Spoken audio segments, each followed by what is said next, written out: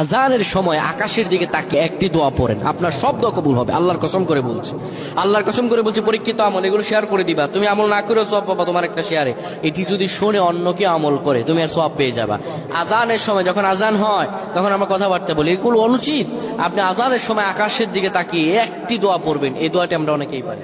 এখন বলবেন হুজুর কমন পড়ে গেছে দোয়া। আমরা অনেকেই আল্লাহ তাআলার কাছে এটা ওটা চাই, কিন্তু সঠিকভাবে চাইতে জানি না। সঠিকভাবে কোনো ব্যক্তি যদি চায় আমার আল্লাহ তাকে দয়া করবেন। আল্লাহ বলেন, বান্দা উদউনি আস্তাজিব লাকুম, আমার কাছে চাও আমি আল্লাহ সব দিয়ে দিব। সুবহানাল্লাহ।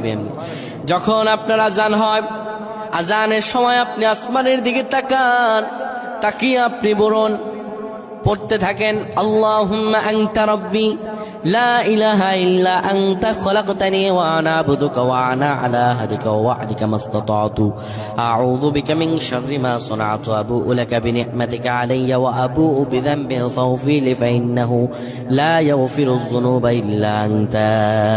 এই সাইয়্যিদুল ইস্তিগফার আপনি পড়েন, ইনশাআল্লাহ আল্লাহ সব দোয়া কবুল করে আপনাকে কবুল আর মঞ্জুর করে নেবেন। পড়েন আল্লাহু আকবার।